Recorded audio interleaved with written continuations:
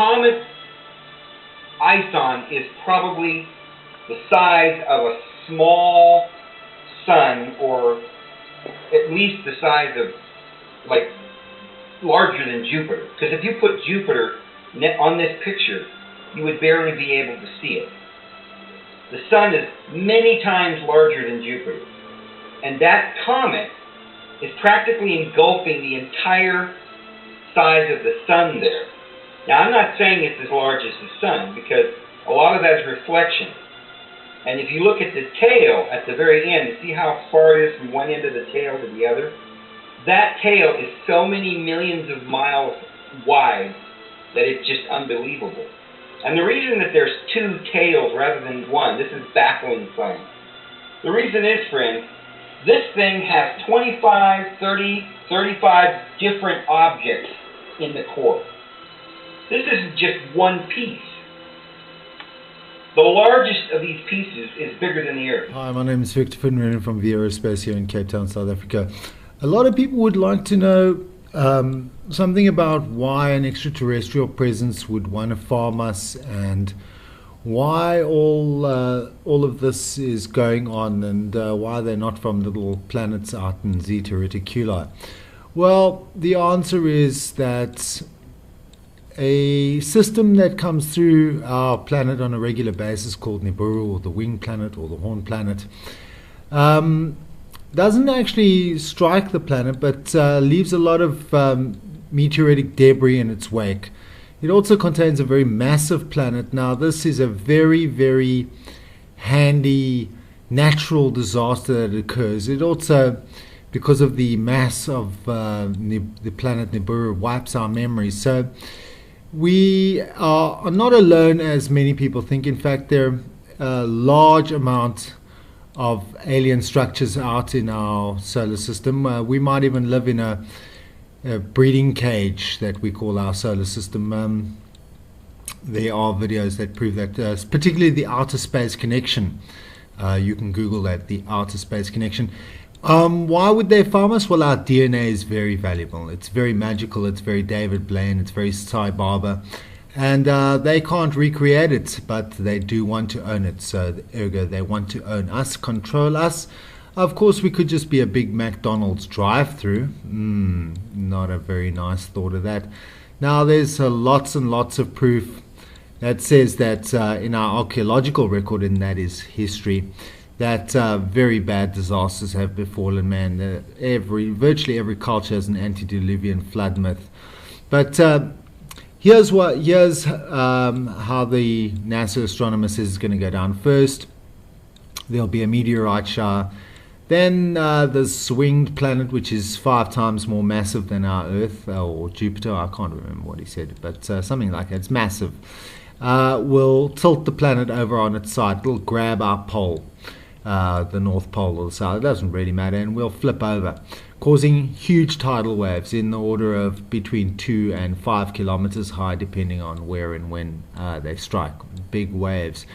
Then, of course, every volcano on the planet's going to go off, and massive earthquakes could occur, but we're talking massive, the kind of massive that put Lake Titicaca 14,000 foot into the air when it was previously at sea level. And new continents may arise and continents may fall. See the Edgar Cayce map. The gentleman certainly got it right on a number of occasions, probably the best indicator we've got of what could befall us. So again, extraterrestrials have been farming us for maybe 3 billion years. There may be more solar system type matrix cages like ours. In other words, we're cage 1A and there's cage 1. It's a nice franchise, basically. Human beings may be very tasty. Wok's an extraterrestrial. Yes, I did say woks. And we don't really know, but what we do know is that there's a cyclic occurrence of destruction on the planet which wipes out even the nicest civilizations like the Acropolis. And if you go to all over the world, you'll find that there are antediluvian structures that nobody understands and nobody's going to explain to you. No, you know, all these beautiful they won't explain pyramidal mathematics to you. They won't tell you how to square the circle. In fact, they'll talk garbage to you. So, yeah, what is actually happening now is we're being dumbed down. Although there have been indications in the news that there's giant red planets and whatever. They've known that this Nibiru is coming since 1950. And come it will, apparently. I'm not an astronomer, so I can't tell you for sure. We'll have to wait until it actually appears. But there is some evidence that something nasty might be going on. A lot of people like you and me who know nothing, have nothing, and can do nothing are witnessing twin suns where the sun comes up and there seems to be another sun. And, of course, everyone's saying, it's aberrations in your lens. Well, believe what you like. The point being that aliens have got nothing to gain by being our pals. We're a violent and destructive mob, and we like doing our own thing, and we might even be a threat to them. Anyway, there you go. Think about that. I devoted a lifetime to the study of ancient civilizations, ancient languages, their art, their beliefs, and the knowledge that they had. And the question is, when you study, when you look at all that, is it myth, is it mythology, or did it really happen? I believe it all really happened. In our obsession with antagonisms of the moment, we often forget how much unites all the members of humanity. Perhaps we need some outside universal threat to make us recognize this common bound. I occasionally think how our differences worldwide would vanish if we were facing an alien threat from outside this world. And yet, I ask you, is not an alien force already among us?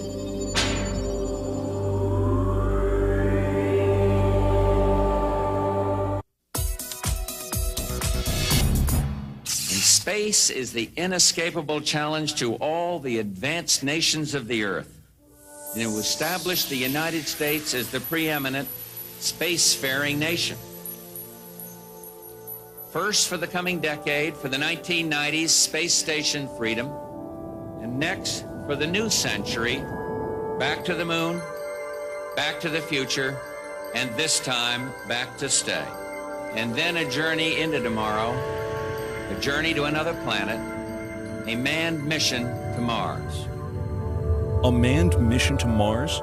An ambitious objective, and with the success of the Mars probes and NASA's rover, one that humanity has made substantial strides toward achieving. Could there have been a space base on Mars in antiquity? If we had physical, tangible evidence of artifacts on Mars, we are not only not alone in the universe, but someone has been on the next planet over. That in itself will forever change our frame of reference. Mankind came out of the Dark Ages and the Middle Ages, reached the Age of Enlightenment, experienced the Industrial Revolution, and entered the era of advanced technology, the era of genetic engineering. and the era of spaceflight. Big shadow. 4 forward, drift into the right a little. 30 seconds forward. We copy you down, Eagle. The Eagle has landed. Astronauts who land like eagles. Zecharia Sitchin's research reveals that in our ancient past there were advanced beings referred to as the Anunnaki, translated, those who from heaven to earth came. The idea that there was in our solar system a race of intelligent beings far older than us who are now gone would certainly force us to rethink lots of questions, including the question of human origins. Where did we come from? Could we be the products of genetic engineering? The hypothesis that modern science is only now catching up with ancient knowledge is inspiring scientists and researchers to increase efforts to rediscover that which may have been lost over time. It rekindles a situation that has lain dormant almost 5,500 years. The incident of the Tower of Babel. In the Babylonian version of the biblical story, the people of Babylon were building a tower whose head shall reach the heaven, in which a Shem, a space rocket, was to be installed under the direction of their supreme god. But the other deities were not amused by this foray of mankind into the space age. The biblical story recalls that Yahweh came down to see the city and the tower that the humans were building, and he said to his colleagues in Genesis chapter 11, "This is just the beginning of their undertakings. From now on, anything that they shall scheme to do shall no longer be impossible for them. Come, let us go down and confuse their language so that they should not understand each other's speech." Thanks to the science of archaeology, experts now know that the first great civilization emerged almost 6,000 years ago. Older than the Greeks, older than the Mayans, older than the Incas. The people of this society were called Sumerians, after their land, Sumer, in the great plain between the Euphrates and Tigris rivers, today's Iraq. The book of Genesis calls the land Shinear. For generations, biblical scholars either ignore biblical references to ancient kingdoms or categorize these as legend or lore. Through the study of historical relics and the translation of ancient languages, many biblical researchers now believe that the previously questioned Old Testament references are indeed historically authentic accounts of flourishing, advanced cultures. If you study the Genesis document, God made Adam out of clay and then took Eve out of his rib, one of his ribs, etc. If you study this document, you discover that it's really a much shorter version of a much more complicated document that comes out of Babylonia and then out of Sumer and so on. Now, these ancient texts give a really complicated story of powerful, non-human, godlike beings actually engineering us, making us for specific purposes. Zecharia Sitchin's investigation into these cultures brings him to this 6,000-year-old temple in an excavated area of the ancient city Erech. Until its discovery only 150 years ago, Erech was known only through passages in the Bible. The temple is dedicated to a female goddess named Inanni, also referred to in later times as Ishtar. Zecharia Sitchin. You can see here her features a little damaged. Her divinity was marked by the pair of horns that she had. She held a jar with the water of life, and she was surrounded as a decoration, but perhaps also symbolically, with a symbol that some refer to as entwined snakes, which was the symbol of science in those days, 6,000 years ago. Some find in it a precursor of the Egyptian Ankh, which was the symbol of life and creation. Further results of Mr. Sitchin's research affirm the theory that this visage of entwined snakes is the symbol for genetic manipulation of DNA. Carved out in stone over 6,000 years ago, Ishtar is sometimes depicted flying through the sky and leaving the Earth's atmosphere to traverse the heavens. In ancient Mesopotamia, the secrets of astronomy and other celestial knowledge are kept carefully guarded, studied behind closed doors by an exclusive society of priest astronomers. Cylinder seals like these are the only surviving record of these carefully guarded secrets. This clay tablet carries the print of a cylinder seal about 4,500 years old. It depicts the god Enlil granting the plow to humankind, ushering in the age of modern agriculture. On closer inspection, something completely remarkable can be seen. A detailed depiction of the complete solar system configured identically to that known to contemporary science. With the sun prominently figured in the center, each planet appears in its correct position and relative proportions to the other planetary bodies. On the outskirts is one additional planet, a 10th, not currently located by astronomers of our modern era. Astronomers around the world are on the lookout for this evasive celestial sphere, as a growing body of physical evidence indicates that it does in fact exist.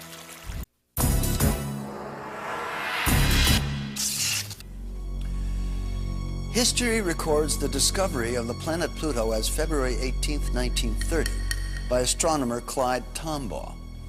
Yet, Pluto is clearly shown on the imprint taken from the Sumerian cylinder seal. There is also one additional planet, the one that scientists refer to as the mysterious Planet X, the yet undiscovered most distant member of our solar system. According to modern science, prior to the invention of the telescope in the 1600s, humanity had no knowledge of outlying planets beyond Jupiter, as these bodies cannot be viewed with the naked eye. Since the day of Galileo Galilei, optical astronomers have amassed an important body of knowledge about the outer planets. These theories established by astronomers from around the globe have been uncontested these last centuries. With the technological advancements of our day, new vantage points have developed, such as the unobstructed view of NASA's Hubble telescope and the perspective gained through unmanned probes sent on reconnaissance missions to the outer reaches of our solar system. These breakthroughs in space exploration reveal many inaccuracies in earlier astronomical conclusions. On August 19, 1977, the American space probe Voyager 2 leaves Cape Canaveral on a several-year journey to the vicinity of this solar system's most distant planets.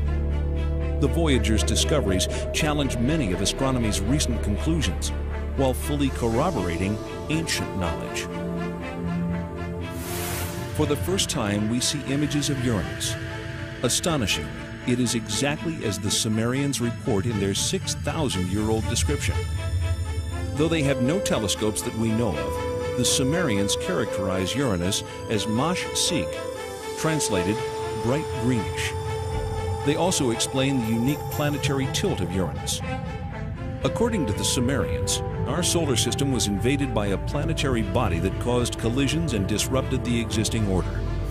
NASA scientists concur that a collision with a body the size of Earth, traveling at 40,000 miles per hour, could have caused both the orbital skew of Uranus and the devastation apparent from the planet's surface scarring. Its neighbor Neptune was described as a blue-green planet by the Sumerians millennia ago, but science has only confirmed this fact during the past few decades. The Sumerians named and listed all of the planets in our solar system. Their documented list of these planets is tangible evidence that in at least one respect, modern man is on a path of rediscovery.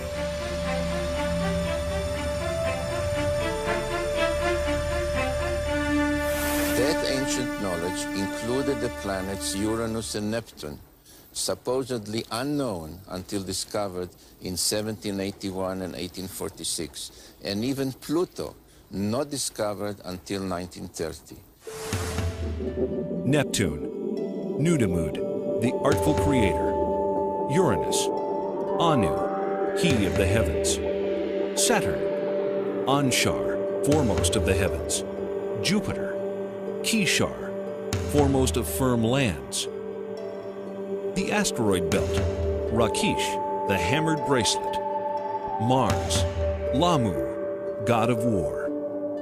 And key, Earth, what the Sumerians considered to be the seventh planet. Why the seventh planet? Why not the third, as Earth is so often referred to in modern parlance? Sumerian records indicate that they began their counting not from the sun, but from a planet on the outside of the solar system. But most surprising was the inclusion of one more large planet as the 12th member of our solar system. The launch of Pioneer 10 in 1972 ushers in the era of deep space exploration. The craft journeys beyond the outer known planets, sending back data that is used to seek a possible 10th planet. 14 August 1978, which was just about 6 weeks after we discovered the fact that Pluto has a satellite. Once you have a satellite for a planet, you can determine how heavy it is. It turns out Pluto was very much smaller and lighter weight than we had thought, which meant that Pluto has no influence, no appreciable influence on the motions of the planets Uranus and Neptune. At that point, we voiced the hypothesis that this means that there is at least one yet to be discovered planet in the outer reaches of the solar system. Over the past 2 decades, physicists have joined astronomers in the search for the mysterious Planet X. One of the things we did in 1978, having made this prediction that there was an additional planet, 10th or 12th, depending on your point of view, we sort of put our money where our mouth was, as it were, and we went out and we started looking for this thing. We've been able to refine the search area somewhat, get it rather narrowed down. We do our predictions based on the observed anomalies in Uranus and Neptune. We actually are currently looking down in the region of Centaurus, which is just south of the constellation Libra. But if it is in the kind of orbit that we describe here, it would have to be a planet that would have a mass something like 3 to 5 times the mass of the Earth. This would put it intermediate between the gaseous planets like Uranus and Neptune and the terrestrial planets that we have in the inner part of the solar system. So if this planet turns out to be in a 3,600-year orbit, then its mass will be correspondingly larger. This one here is a map of the solar system as we know it. The inner planets, this is the orbit of planet Pluto. And this here is the orbit that I have proposed for the 10th planet. And here's where we think it is right about now in its orbit. If Planet X exists, we are not alone in this solar system.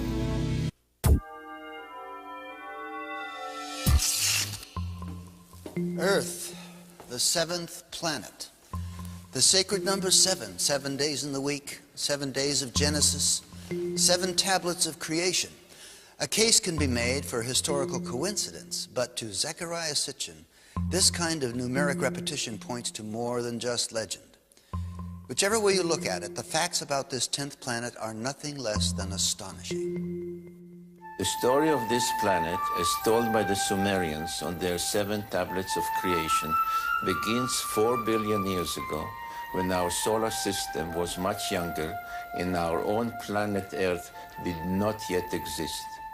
The surviving historical records of the Sumerians reveal the story of an intruder planet, Nibiru, which appeared out of deep space, drawn into the center of our solar system by the planetary pull of Neptune, Uranus, Saturn, and Jupiter. On an opposing orbital path with the 7th planet, a planet referred to in Sumerian records as Tiamat, Nibiru's new orbit around the Sun placed the 2 planets on a collision course. Sumerian cosmogony answers many puzzles that still baffle modern science. Central to it was the tale of a celestial collision and knowledge of a solar system with 12 members. As they draw near, one of the satellites of Nibiru crashes into Tiamat, cracking the planet. Subsequent collisions smash half of Tiamat completely, breaking the pieces into what develops mostly into the asteroid belt. This is referred to in the Bible and Sumerian text as the firmament. The other half of Tiamat becomes Earth. The Earth is thrust into a new orbital position, carrying with it Tiamat's main satellite, our moon. Nibiru, the intruder, is cast into a permanent clockwise solar orbit, returning to Earth's neighborhood once each 3,600 years, forever becoming the 12th member of our solar system. This tale of creation echoed through all the ancient cultures, becoming part of the scientific knowledge that we find in the Old Testament, in the creation story of Genesis. In the aftermath of the collision, the biblical creator Elohim proclaims, "Let the waters under the heaven be gathered together into one place, and let the dry land appear." And it was so. And Elohim called the dry land earth, and the gathering together of the waters he called seas. If Earth is the orbital remains of a planetary collision, scientists believe that the most obvious place to look for planetary scarring is 7 miles below the surface of the Pacific Ocean. When in the heights heavens had not been named, and below earth had not been called, naught but primordial Apsu, their begetter, Mamu, and Tiamat, she who bore them all. Their waters were mingled together. 2 planets mingled together. The biblical passage of Genesis reads, "In the beginning God created the heaven and the earth. And the earth was without form and void, and darkness was upon the face of the deep. And the Spirit of God moved upon the face of the waters. And God said, Let there be light. And there was light." If we apply the knowledge of the Mesopotamian text to the biblical text, the correct reading of the book of Genesis emerges, especially in relation to waters. And Elohim said, "Let there be a firmament in the midst of the waters, and let it divide the waters from the waters." And Elohim made the firmament, dividing the waters which are under the firmament from the waters which are above the firmament. And Elohim called the firmament heaven. Upper waters? Lower waters? What does the Bible mean by this? The Sumerians describe Uranus and Neptune as watery planets. What are the conclusions of modern science? In 1979, 1980, and 1981, Pioneer and Voyager visit Jupiter and Saturn with their many moons. During these missions, water is discovered virtually everywhere, as ice on the surface and as water below the surface. The Sumerians' ancient claim of water on Jupiter's moons Io and Europa is proven. The Sumerian records indicate water on Enceladus and Tethys, 2 of the moons of Saturn, and in that planet's spectacular rings.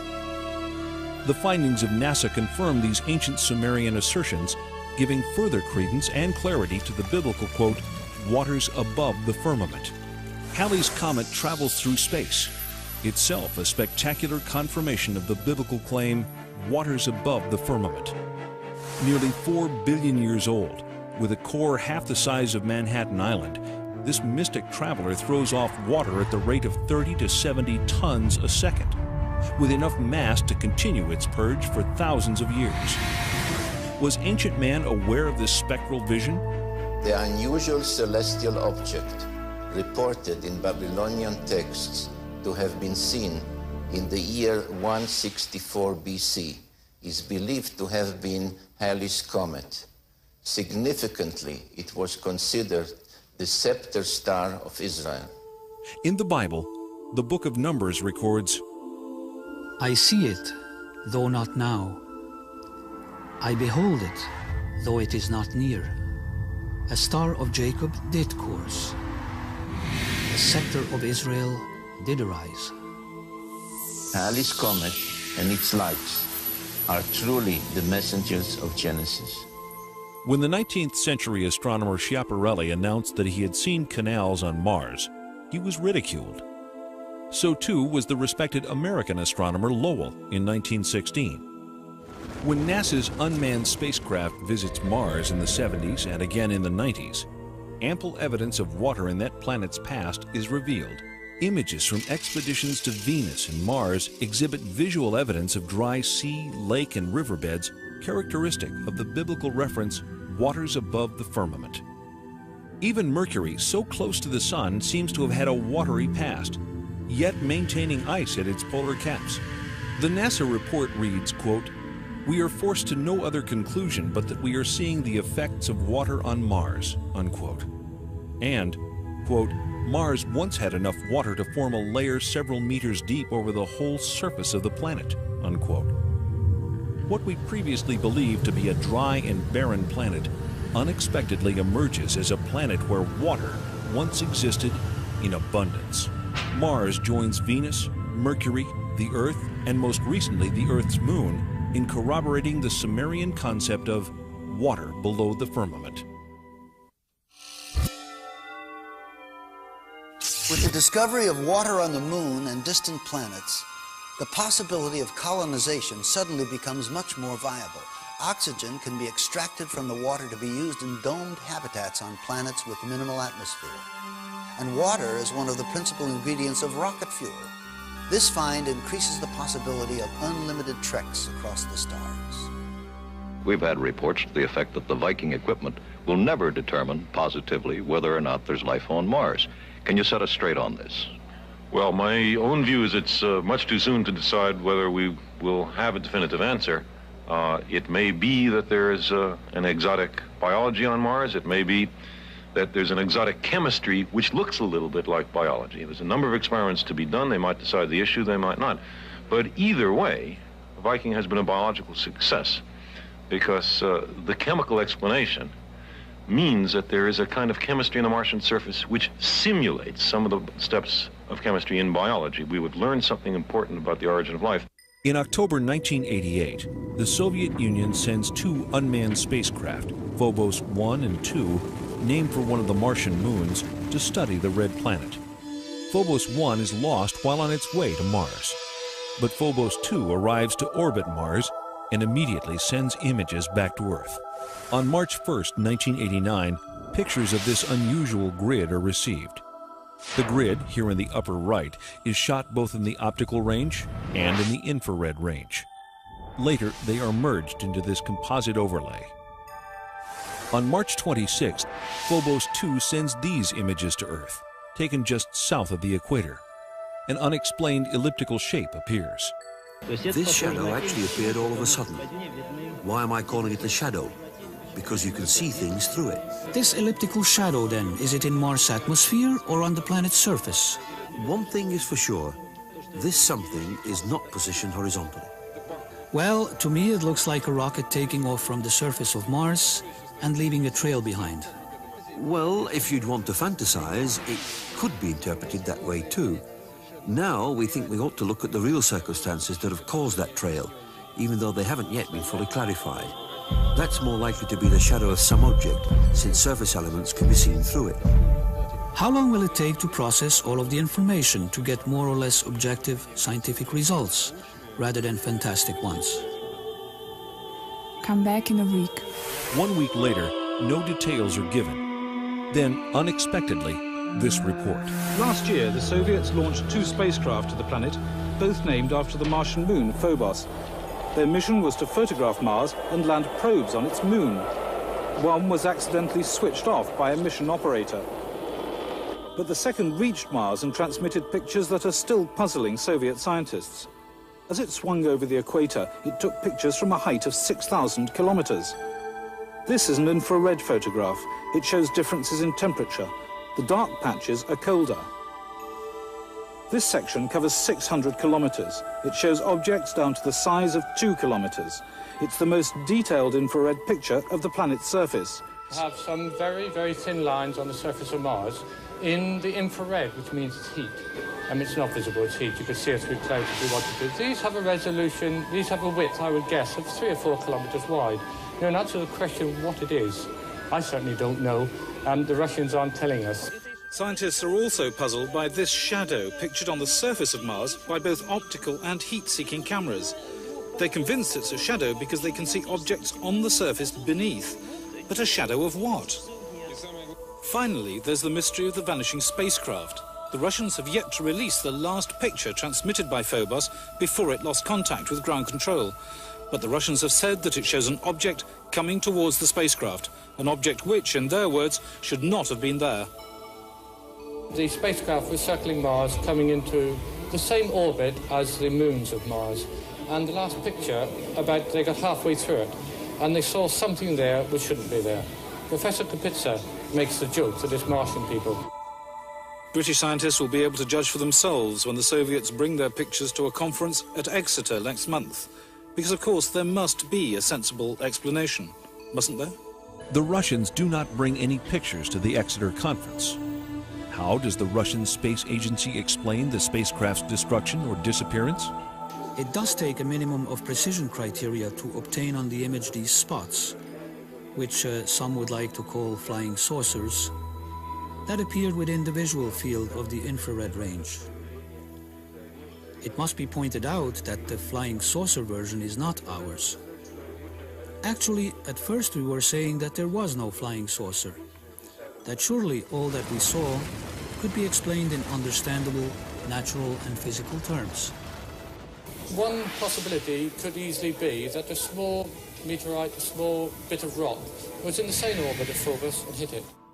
In an exclusive interview conducted in October 1990 in Moscow, Professor Lev Mukin of the Soviet Space Research Institute discredits the meteorite theory. There were attempts to hypothesize that there had been a collision between the space probe, which was then orbiting Mars in alignment with the orbit of Mars moonlet, and strands of dust surrounding the moon Phobos itself. But some fairly accurate computations made by several organizations, and by our institute as well, have shown that this assumption is totally baseless. If not meteorite or debris, then what could possibly explain the mishap? A long silence follows. Then in December 1991, Marina Popovich, former cosmonaut trainee and retired Air Force colonel, holds a surprise press conference at the Russian consulate in San Francisco. She unearths the mysterious last photograph taken by Phobos. There is a strange shape in the foreground. Colonel Popovich refers to this as an unidentified flying object, a UFO. The object is juxtaposed against what appears to be the planet's tiny moonlet, Phobos, for which the craft is named. But how is the mysterious shadow explained? The Russians say it is a shadow of some object on or just above the Martian surface. Upon further examination in April 1992, when all of the related photographs are compared side by side, scientists reach the conclusion that the shadow is actually moving. If Mars was indeed the site of a space base in antiquity, could the failure of these Soviet space missions be attributed to some sort of alien intervention? Could the ancient space base have been reactivated? So the mystery remains, what caused the spacecraft to destabilize? Was it a malfunction, or was there an outside cause, perhaps an impact? The question that arises is indeed a simple one. Was the spacecraft Phobos 2 hit by something that put it out of commission? The circumstances in which Phobos 2 was lost suggest that someone might be back on Mars, someone ready to knock out what to them is an alien spacecraft.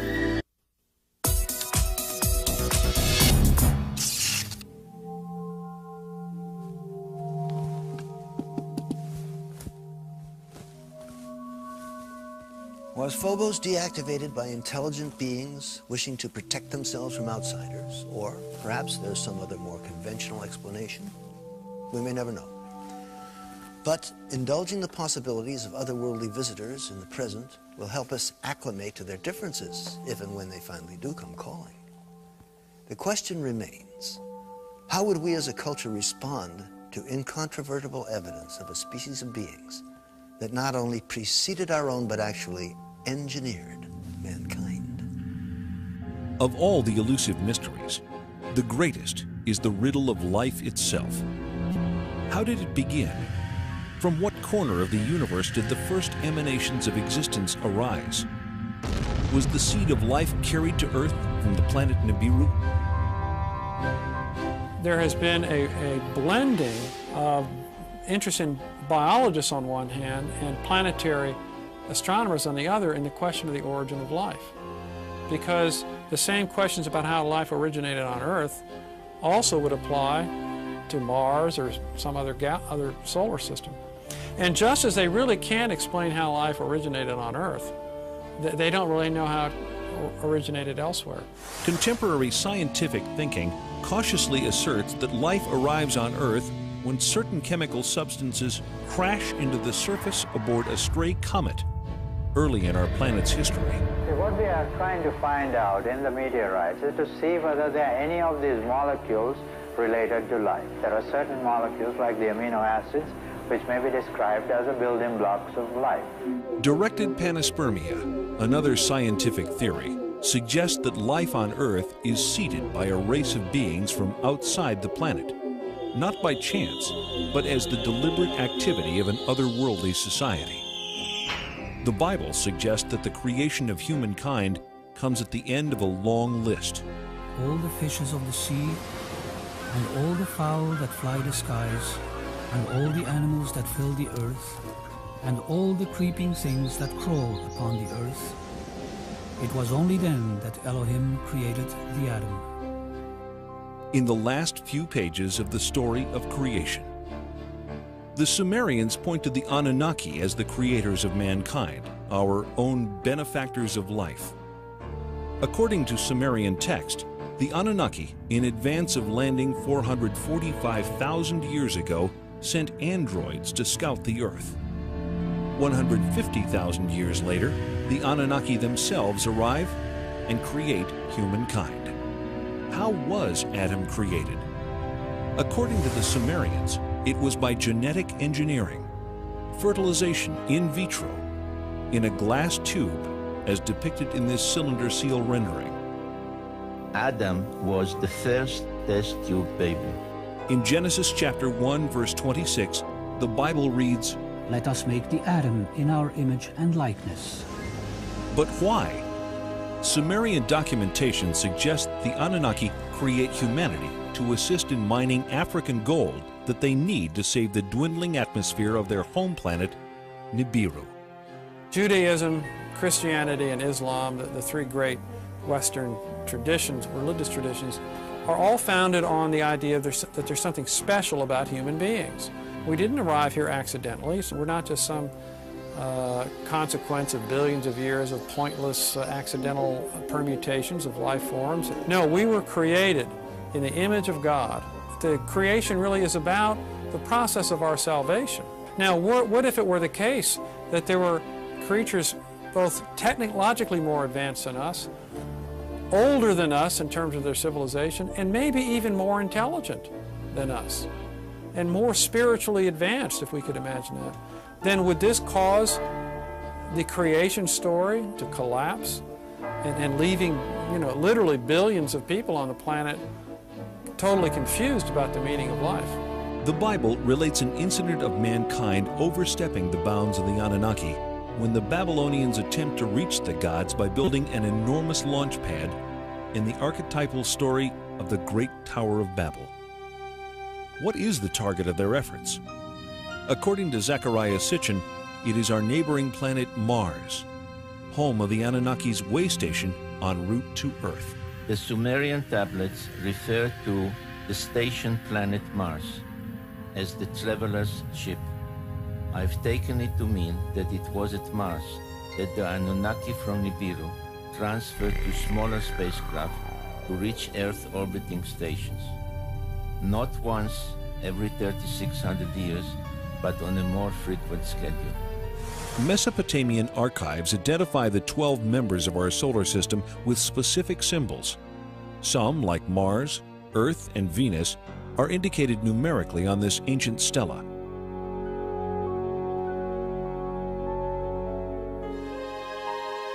We see the sun with its many rays.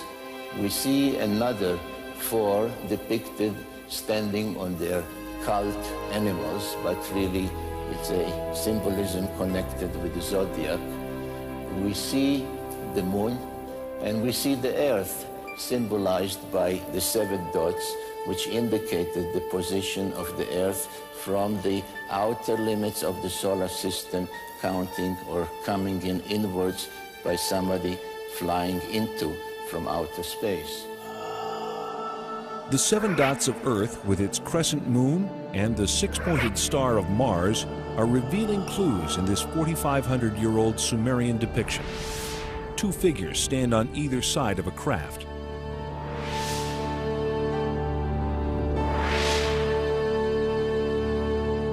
Some researchers believe that Mars was habitable as little as 10,000 years ago. A 10th planet? A mysterious species with the technology to genetically engineer humankind?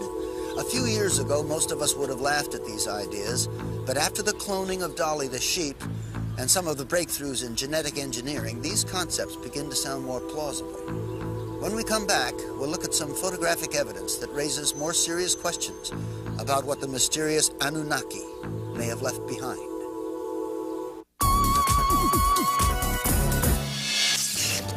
When the United States launches the Mariner and Viking spacecraft to explore Mars in the 60s and 70s, enigmatic structures resembling those on Earth are photographed. This is a feature on Mars that NASA nicknames the Inca City. Here we see it compared with Sacsayhuaman, Peru. These are lines on the Mars surface. These are the Nazca lines in Peru. I feel that what has been discovered so far is very suggestive of intelligent layout, but it would be irresponsible of me to say I have proof. What I have is evidence which makes it appear as though it's been designed by some kind of intelligent thinking process, which is probably even more advanced than our current in some ways. I was especially intrigued by independent researchers' suggestions in their reports that the orientation of the face and adjoining pyramid indicated they were built in alignment with sunrise at solstice time on Mars about 450,000 years ago. Could it be that a civilization capable of space travel almost 500,000 years ago visited this part of the solar system, leaving behind monuments on Earth and Mars? The only beings mentioned by name are the Anunnaki. The only evidence supporting such a theory is evidence of visits by the Anunnaki. We have seen societies on Earth that have been demolished by cultural cross-representation, if you like. Meeting a more advanced culture has had a severe impact on an existing culture. But I think we're intelligent enough to be prepared for that. Our civilization is technologically able to venture out into deep space on scientific quests of discovery. Can anyone then deny the possibility that members from a technologically more advanced world may have visited our solar system thousands of years ago?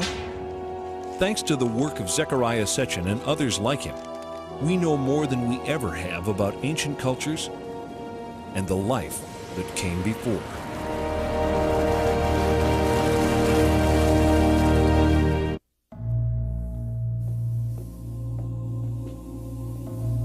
Is this Genesis revisited? Did the Sumerians in their ancient tablets reveal that we're only now catching up with ancient knowledge? Do the discoveries making headlines today originate with our ancient ancestors? Was this ancient knowledge given to the people of Sumeria by those distant explorers from the mysterious 10th planet, Nibiru, the Anunnaki? The final answers may lay buried in those yet to be uncovered volumes of the Phenomenon Archives.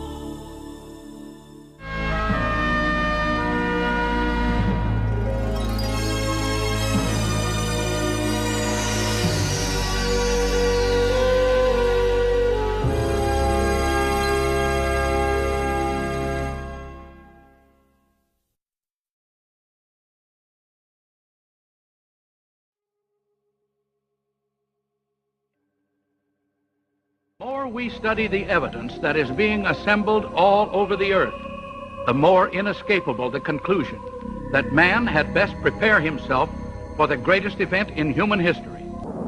During our first mission to the moon, Mission Control recorded the following broadcast of strange noises that were heard on the Apollo 11 spacecraft.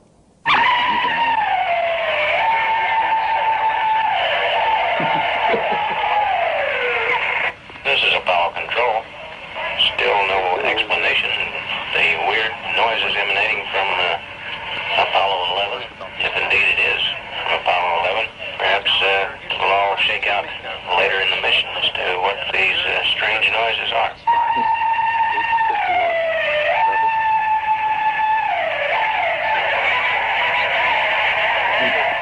In his book, Secrets of the UFOs, ufologist Don Elkins made the following observation.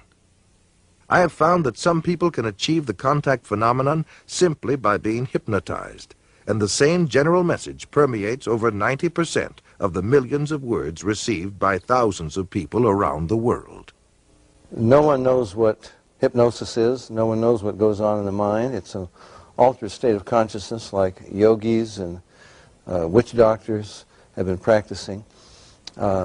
It loosens the normal connection between your spirit and your brain, and of course if the hypnotist can control you, make all kinds of suggestions, make you think things are happening that are not happening, make you think you have powers that you don't, experiences that you haven't, even implant memories.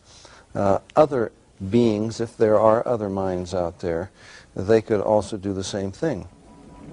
Sir John Eccles, Nobel Prize winner for his research on the brain, describes the brain as, quote, a machine that a ghost can operate, unquote. What he means by that is your spirit operates your brain in a normal state of consciousness. In an altered state, reached under yoga, a TM, hypnosis, you have loosened the normal connection between your spirit and your brain, and that allows another spirit, other entities, other minds to interpose themselves and begin to tick off the neurons in your brain, create a universe of illusion. I believe that it's demonic. I think all of the evidence indicates this. Some people claim that by allowing themselves to be put into an hypnotic trance, they are acting as a channeling device, in which the extraterrestrial being speaks through them. The following is an actual sampling of those messages. We come from the Interplanetary Confederation of Solar Systems, and our purpose is to aid our brother man on the planet Earth as the New Age dawns. The teacher that was known to you as Jesus was able to use many more of the abilities than the people of this planet. Unfortunately, man upon planet Earth has misinterpreted the meaning of this man's life. He was no different from any of you. He was simply able to remember certain principles. These principles may be realized by anyone at any time. It is only necessary that you avail yourself to our contact through meditation in order to begin to re-realize that which is rightfully yours. UFO researcher John Weldon then offers this question. How credible is it to think that literally thousands of genuine extraterrestrials would fly millions of light years simply to teach New Age philosophy, deny Christianity, and support the occult? And why would the entities actually possess and inhabit people just like demons do if they were really advanced extraterrestrials? Dr. Pierre Guérin, an eminent scientist associated with the French National Council for Scientific Research, concludes that UFO behavior is more akin to magic than to physics as we know it, and that modern UFOnauts and the demons of past days are probably identical. You can literally hypnotize a person, tell them that there's a cat in their lap, they will see it, they will hear it, purr, they will pet it and feel it. It's not physically there. You tell the cat to scratch them, you know, and bring them out of it. There are scratch marks on their cheek. A non-physical object, under the right conditions, can leave physical evidence. I think it's demonic. It's a spiritual power of some kind for which there is no physical explanation, you can't explain it with the laws of chemistry and physics as we know it. In Close Encounters of the Third Kind, that first film that came out about UFOs, the house that the mother and little boy were living in, you know, the toys began running around and screws unscrewing in the presence of UFOs. What the film was saying was the same people that run UFOs run haunted houses. And I would say that's absolutely true. In 1969, the United States Printing Office issued a 400-page publication entitled UFOs and Related Subjects, an Annotated Bibliography. The author was the senior bibliographer for the Library of Congress, Miss Lynn E. Cateau. During her research, she read over 1,000 articles, books, and other literature. She summarizes her findings in the preface of the bibliography. A large part of the available UFO literature is closely linked with mysticism and the metaphysical. It deals with subjects like mental telepathy, automatic writing, and invisible entities, as well as phenomena like poltergeist manifestations and possession. Many of the UFO reports now being published in the popular press recount alleged incidents that are strikingly similar to demonic possession and psychic phenomenon that have long been known to theologians and parapsychologists. This document was compiled for the United States Air Force and is now in the Library of Congress. Dr. Jacques Vallée has addressed the United Nations on UFOs and was the model for Lacombe in Steven Spielberg's Close Encounters of the Third Kind. He is the author of 8 books on UFOs and has been widely recognized as the premier investigating scientist in the realm of UFO research. In his book, Messengers of Deception, Vallée says, an impressive parallel can be made between UFO occupants and the popular conception of demons. And in his book, Confrontations, he writes, the medical examinations to which abductees are said to be subjected, often accompanied by sadistic sexual manipulation, is reminiscent of the medieval tales of encounters with demons. He also made this statement, I believe that when we speak of UFO sightings as instances of space visitations, we are looking at the phenomenon on the wrong level. We are not dealing with successive waves of visitations from space. We are dealing with a control system. And he states, UFOs are the means through which man's concepts are being rearranged. They are engaging in a worldwide enterprise of subliminal seduction. Jacques Vallée, at least at that time when he wrote that book, was an agnostic. Interesting that he comes to basically the same conclusions I do as a Christian from my research. And he said about UFOs, they're real, but they're not physical. They're messengers of deception. And this was based on his research of about 20 years.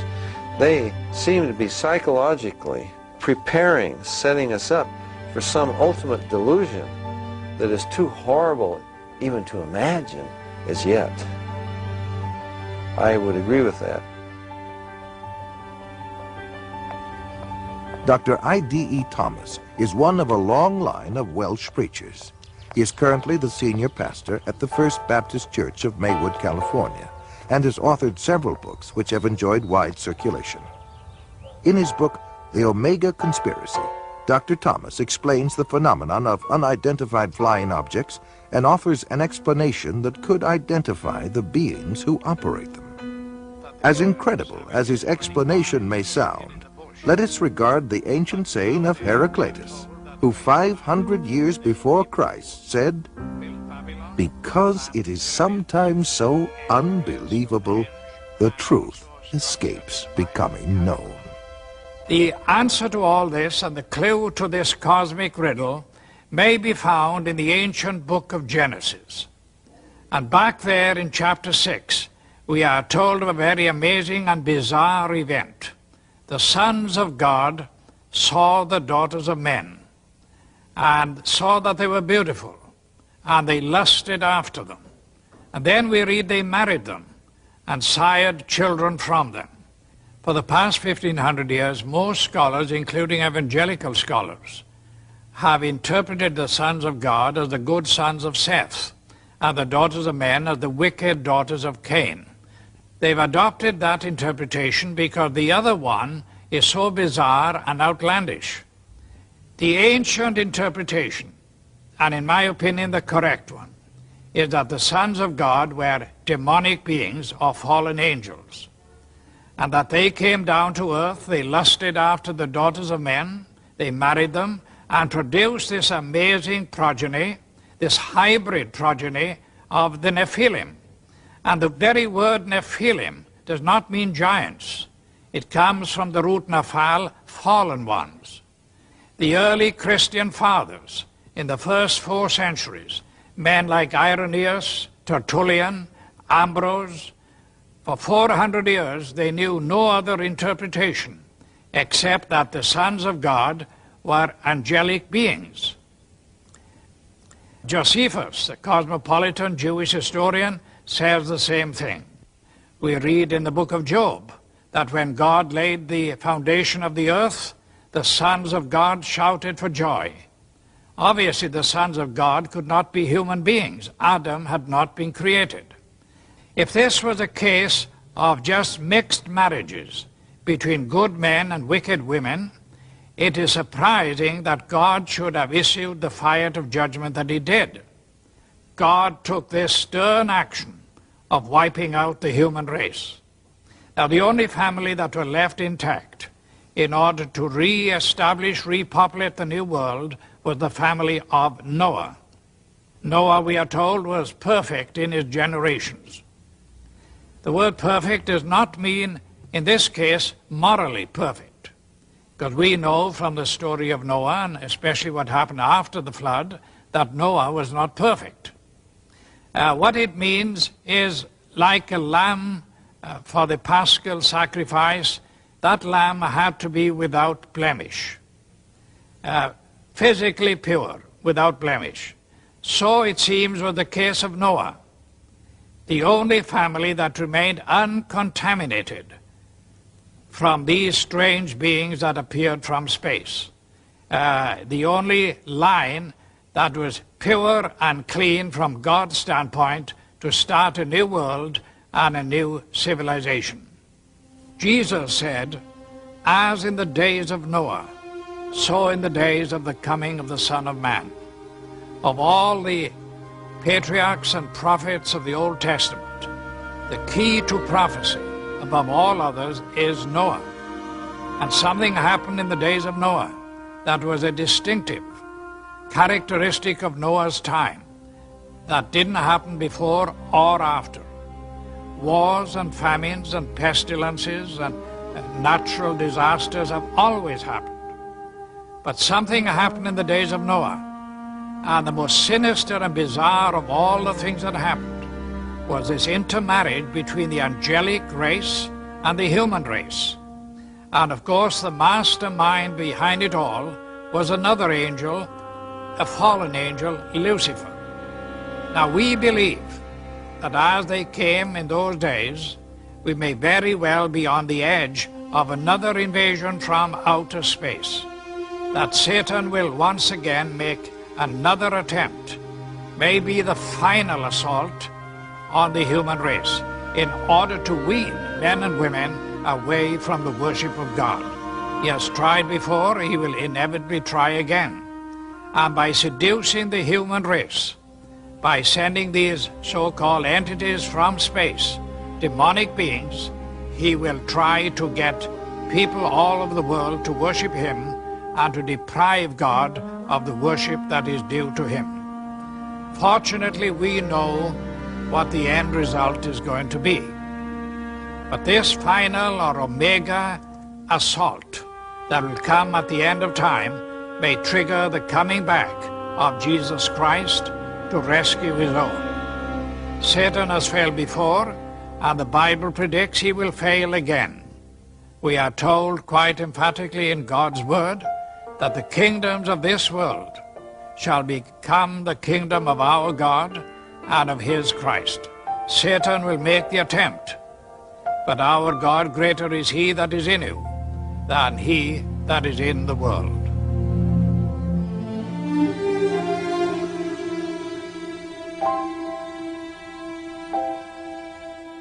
Well, you know what? I am quite disturbed at what is actually trending at the moment. Because apparently, according to this website, Trend Hunter, it's trendy to see our planet, Mother Earth, being destroyed. Fancy that. Just seems like they really are enjoying the destruction of our home, our planet, our mother, because we are an extension of this planet.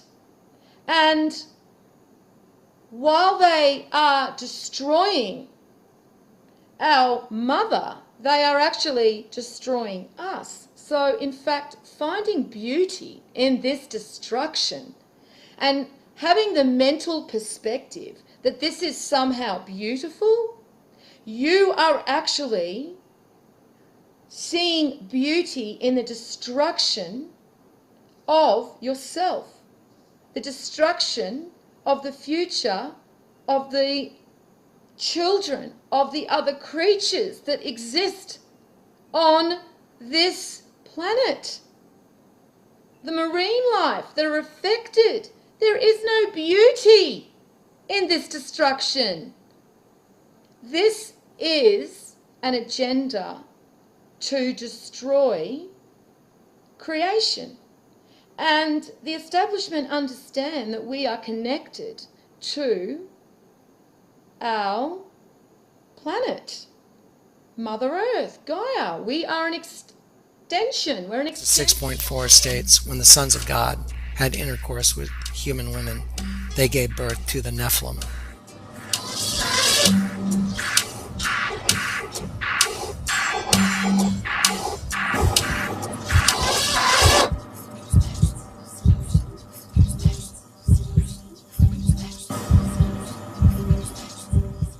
In the book of Isaiah, we see in Isaiah 29:15, quote, "Those who try and hide their plans from the Lord are doomed.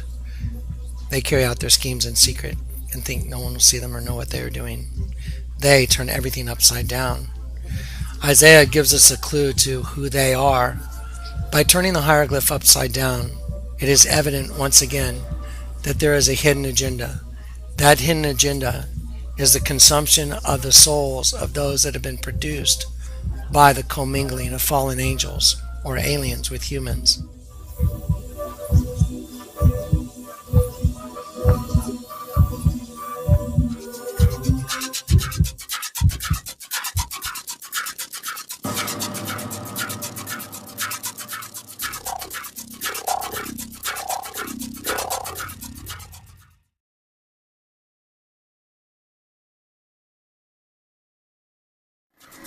What is the Matrix? Control.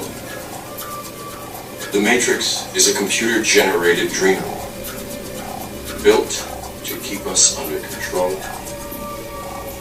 in order to change a human being into this. No. I don't believe it's impossible. I didn't say it would be easy. I just said it would be true. Stop. Let me out! Let me out! I want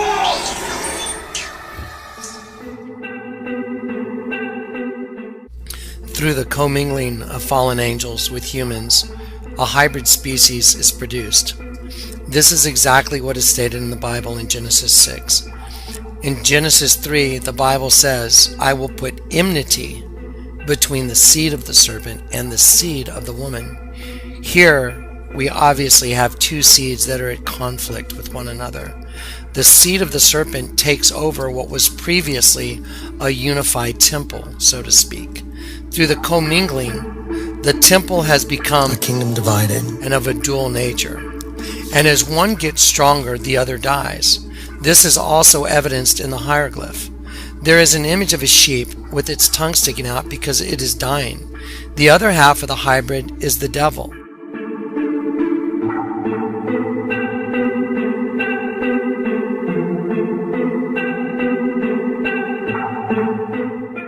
Hence we, the sheep, are dying, and the devil or the serpent is taking over our temple. Our souls are the energy that is consumed.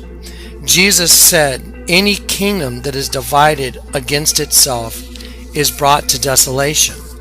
Because Jesus' statement is so clear, we can easily ascertain that the abomination that causes desolation is plain and simply the alien seed or the seed of the serpent that is growing within us.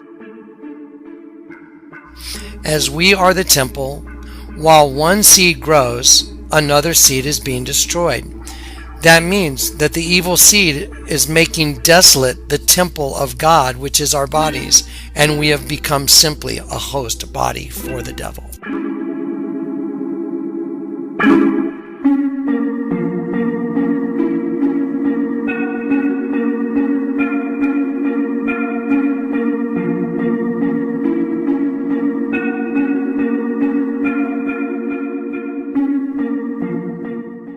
Because of the commingling of fallen angels with the human race, inside the same temple exist two separate and distinctly different personalities.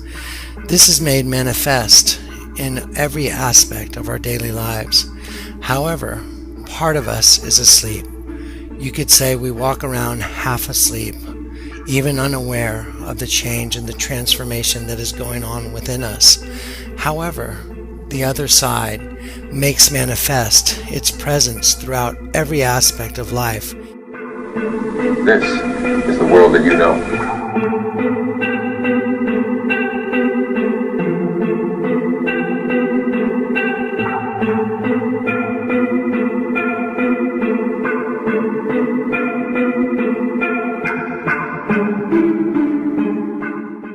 In our architecture, we can clearly see the pyramid and the representation of the all-seeing eye, which is the representation of who this race of beings is.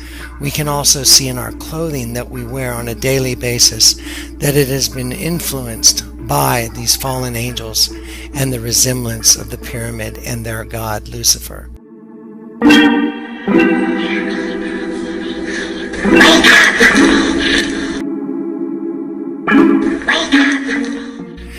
We'll discuss this further as we explore the bottom side of the pyramid as we go down towards the images that are printed on the United States currency, which are also a manifestation of the outworking of this spirit of disobedience that works throughout the hearts of men.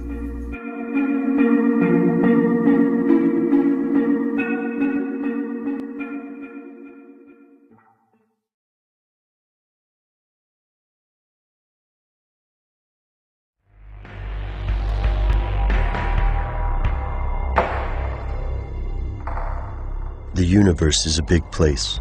We have no idea how large it is, and we're not sure what it contains. Could life exist on other planets? There seems to be enough room. But could these life forms visit Earth? That debate continues. Skeptics argue there's no proof of alien life, but UFO watchers believe the proof is all around us. Here are the facts. Almost everyone has heard of unidentified flying objects, or UFOs. Reports of UFOs date back into antiquity. These reports don't prove aliens exist, they just mean that someone saw something in the air. According to Project Blue Book, 90% of UFO sightings can be attributed to weather, man-made devices, or other mundane causes. But some UFO watchers think we don't need to look to the skies for proof. There's plenty of mysterious stuff on the ground. Here's where it gets crazy. Researchers like Eric von Daniken believe in the ancient astronaut theory, which states that aliens visited Earth's civilizations in the remote past and were worshipped as gods. As evidence, these theorists point to enigmatic drawings and carvings found across the world. These images are thought to resemble modern-day descriptions of UFOs and aliens, but it doesn't stop there. For centuries, modern man had no idea how older civilizations built marvels like the pyramids of Giza or Machu Picchu. Researchers like Georgios Tsoukalos believe that extraterrestrials helped construct the pyramids. Tsoukalos also believes aliens were involved with the Nazca lines, enormous geoglyphs stretching across the Peruvian desert. These lines trace out images that can only be seen from the air, yet they were built millennia before the airplane. According to this theory, the Nazca lines are a solicitation, pleading for the return of the sky gods. Von Daniken and Tsoukalos cite other examples to support their theories, including the practice of skull modification in Mesoamerica. They believed this process of elongating the skull was intended to make upper-class members of the society resemble these ancient astronauts. Sounds weird, right? Before you answer that, consider cargo cults.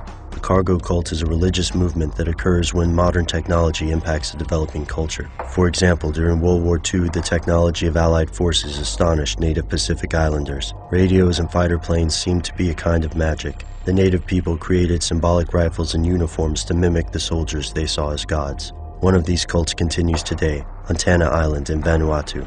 So we know the behavior ascribed to these ancient cultures is within the reach of human psychology. The real question is whether there were aliens around worth worshipping. History is a treacherous subject. After all, it's usually written by the winners.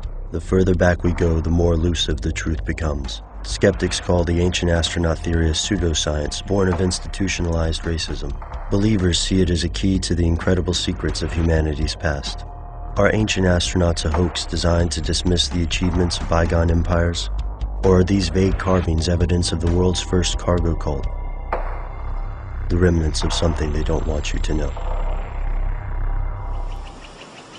It is nestled among the redwoods, 2,700 acres of pristine land, broken down into dozens of camps, and for 2 weeks every July since the 1880s, they've been filled with some of the most wealthy and powerful men in the world. Many of them arrive on their corporate jets at the nearby Sonoma County Airport.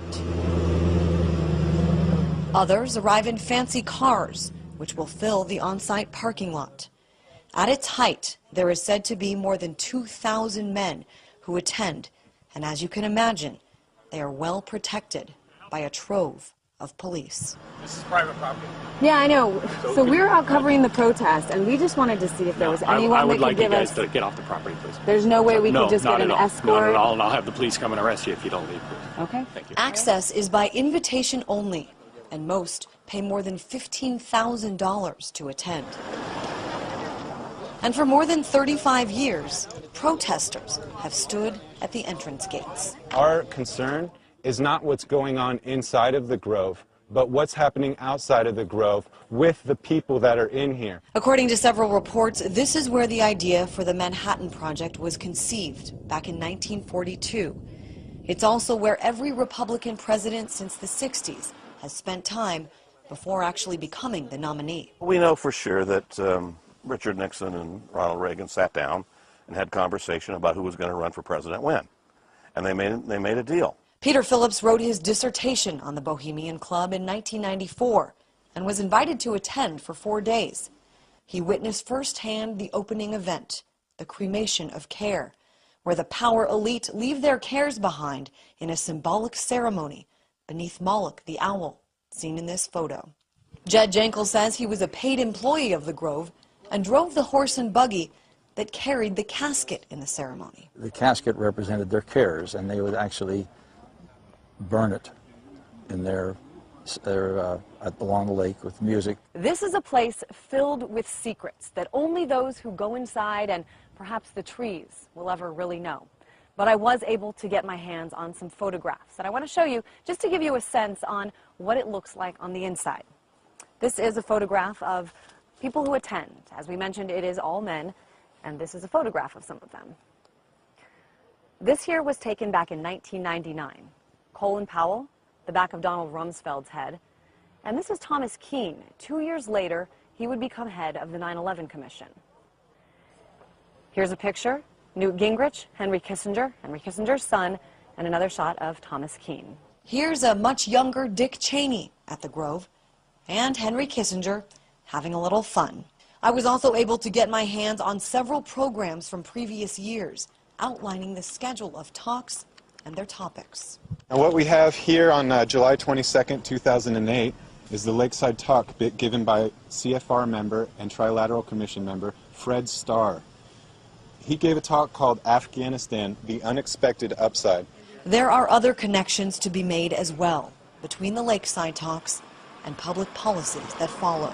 This was a man that was involved in the oil business, George Linkowitz, the Persian Gulf crisis.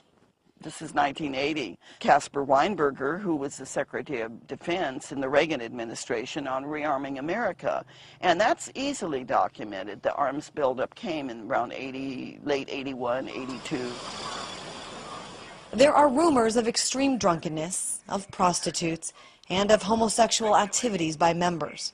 But for the most part, it is the secret backroom agreements critics say should be brought to light. That agreement can be, occupying the Middle East, fighting terrorism, encircling China politically and militarily.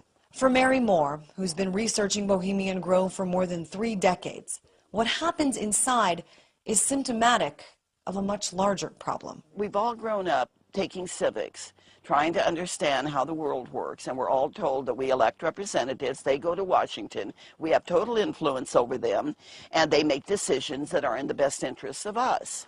Then we start growing up, and if we pay any kind of attention, we find out that none of that is true. In Monterey, California, Christine Frizzell, RT. There's 1, 2, 3, 4, 5. Like the other 2 are like clear back there, like they're just. Oh man, you can see it, but you can still see, yeah. There's 6 back there.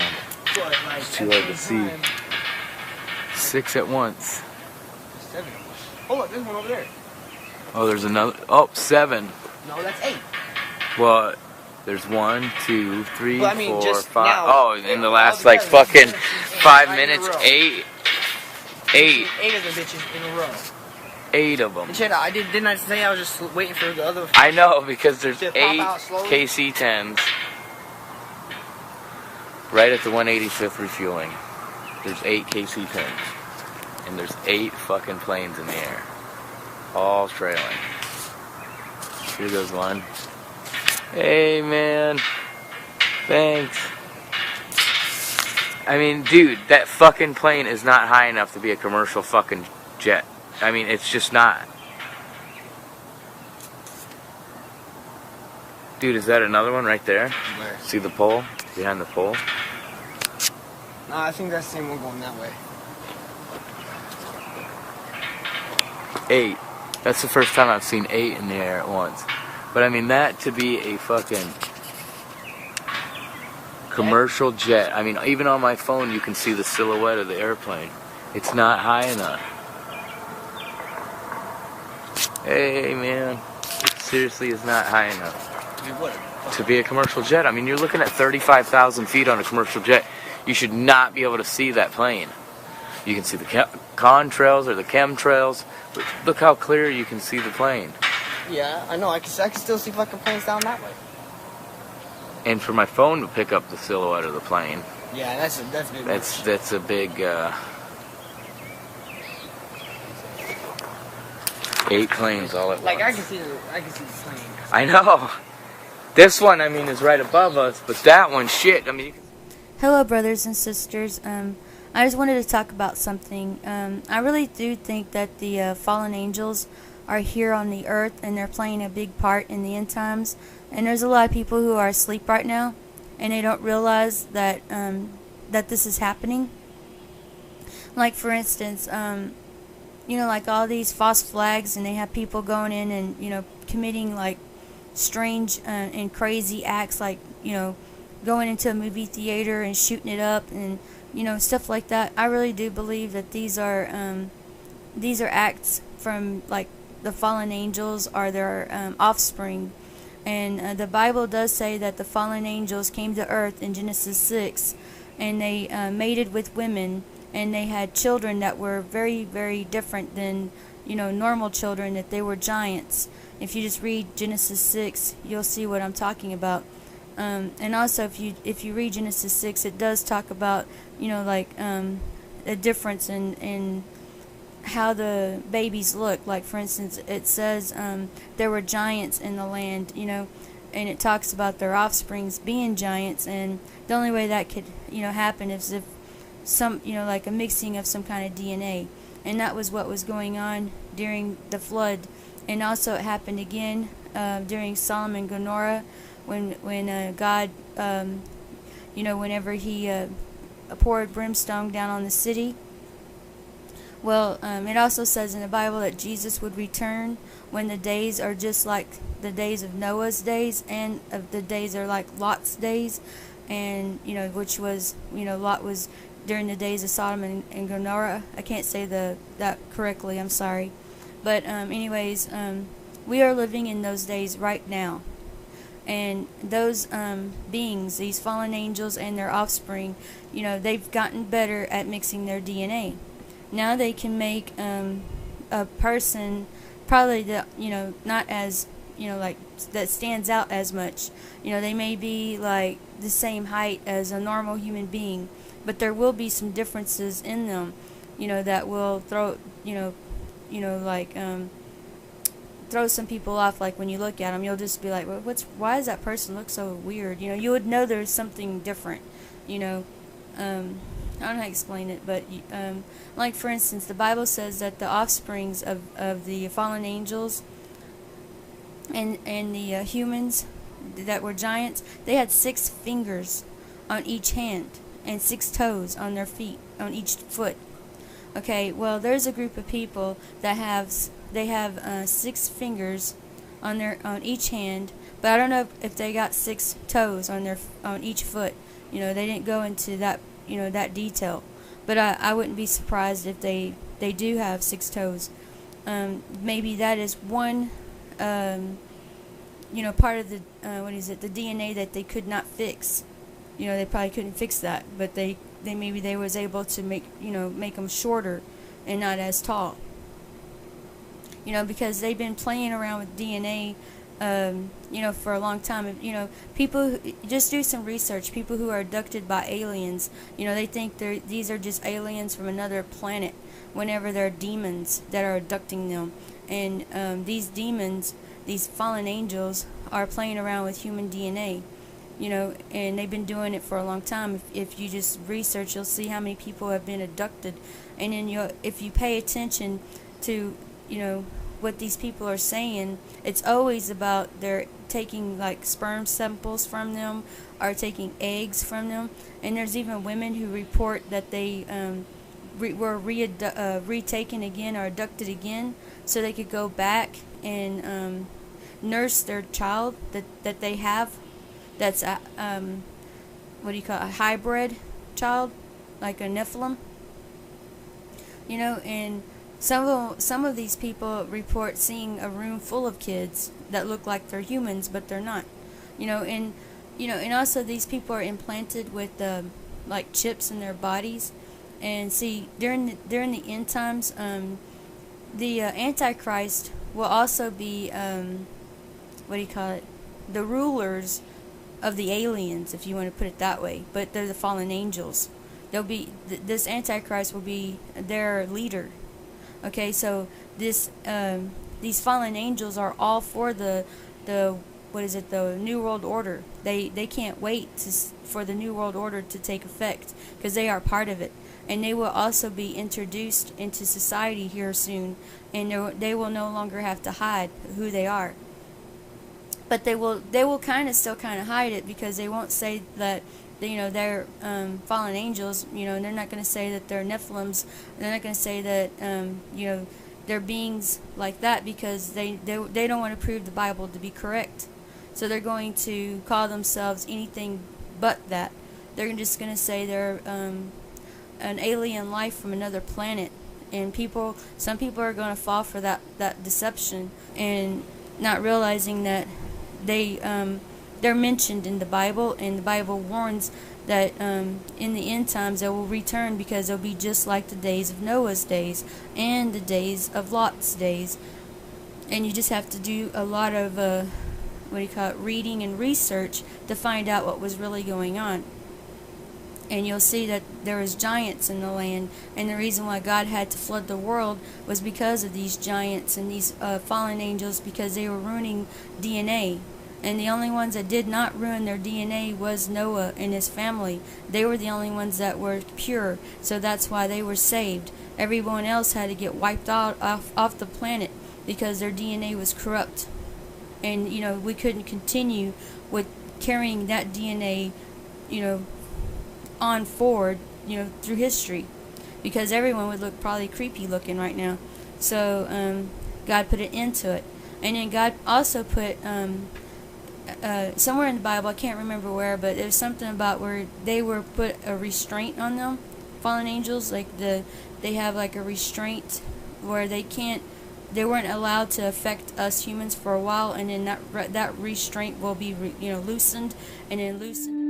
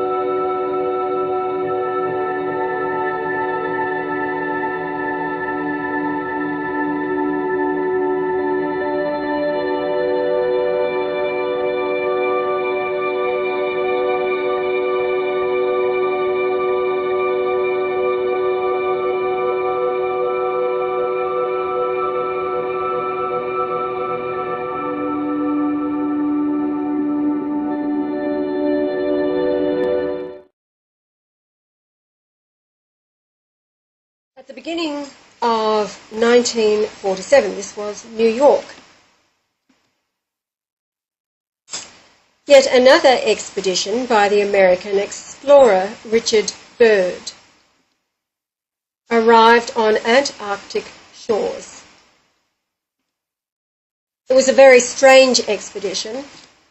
Unlike his previous three, this one was completely financed by the US Navy. Operation High Jump.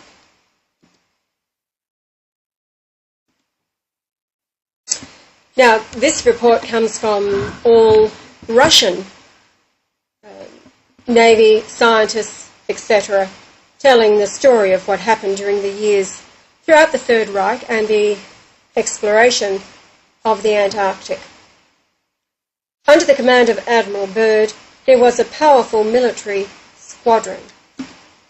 An aircraft carrier, 12 surface ships, 1 submarine, more than 20 airplanes and helicopters, and about 5,000 people on staff.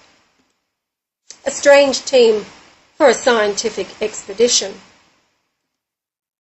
December the 2nd, 1946, before the start of his expedition, Admiral Byrd at a press conference said, "My expedition is military in nature." At the end of January 1947, full-scale aerial reconnaissance began surveying the Antarctic region of Queen Maud Land. Now, quoting from Acts 17:24, "God that made the world and all things therein, seeing that he is Lord of heaven and earth, dwelleth not in temples made with hands." The German people were very Jesus-loving people. In one statement, Hitler said, "You cannot be a German and Christian, as God is within the German people," a reference to his understanding the Christian churches had been usurped by the Jewish Talmud. He required a Germany that was focused on the present. The mind of the German, he said, had to be focused on the here and now, on the earth. And he was so right. In Isaiah 63, quoting, "And I will tread down the people in mine anger and make them drunk in my fury, and I will bring down their strength to the earth." Now, the strength of mankind, of course, is their mind. So the Lord himself is saying, "I will bring it back down to the earth, out of the heavenly realm, where people are so focused, back to earth to get things done." This is Hitler. He was dedicated to Jesus in the true meaning of Jesus dying on the cross at the hand of the demonic who had by then dominated the Western Christian world. He believed the ancient gigantic monuments were angelic built, and as such wanted to discover the secrets of creation and build the 1,000-year reign of Christ. His noble efforts were rewarded by the discoveries the Germans had uncovered. The German people was and are the chosen race, and is why the Allies burned alive 25 million civilians in firebombing even today, anything suggesting this is immediately removed by the Zionists, the devil in the so-called Christian world. When he took back Austria, he immediately obtained the spear allegedly used to pierce the heart of Jesus and actively searched for the legendary Holy Grail. The Holy Grail means holy blood genetically and associated with divine wisdom. He saw this as being the holy blood of Germany, and armed with these holy ideals was allowed by the angels, the Watchers, to enter their domain of Antarctica. With an analysis of ancient knowledge brought incredible results. This was the belief. For the Grail Cup isn't just a symbol of ancient knowledge, but also a centuries-old moral code. In Antarctic, Germany were shown wonders by the angels. The Germans described it as paradise on earth.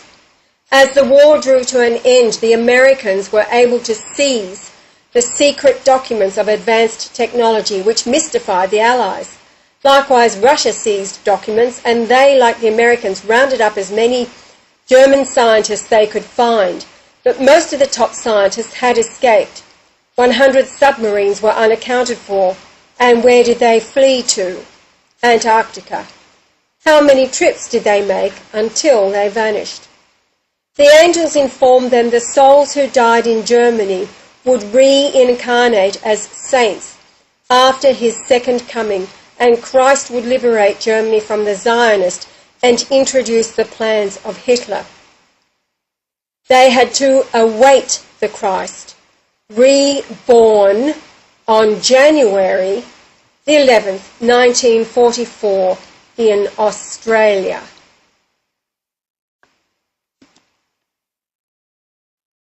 Now, Americans, this is a Russian man speaking, have always been interested in the techno-magical legacy of Germany. Suddenly, the inexplicable occurs. The expedition, designed to last 6 months, is quickly aborted after 2 months, leaving the Antarctic coast deserted. It was an actual retreat. The real facts, reliable evidence and sensational phenomenon in the film. It all went to plan in the first weeks. Tens of thousands of photos were taken. Suddenly, the inexplicable happened. The 6-month expedition terminated after only 2 months, fleeing the Antarctica coast. It was a real fast retreat. They lost a destroyer, almost half their carrier-based aircraft, dozens of sailors and officers. To commission investigation, members of the US Congress, Admiral Byrd said the following, quote, "In the event of another war, America can be attacked by an enemy that has the ability to fly from pole to pole with incredible speed." What made the Americans flee? In 1945, 18 months before Admiral Byrd's expedition began, 2 German submarines entered Mar del Plata, port in Argentina, surrendering to authorities. These were no ordinary submarines. They were from the so-called Führer convoy, a top-secret fleet fulfilling missions. Details have remained a secret till now. The submarine crews were reluctant to cooperate. Even so, the Americans learned a few things. The commander of U-boat U-530 spoke of his involvement in an operation codenamed Valkyrie 2. 2 weeks before the war's end, the U-boat U-530 left the quay, heading for the shores of Antarctica. On board of the submarine were passengers with faces covered in bandages, as well as Third Reich relics.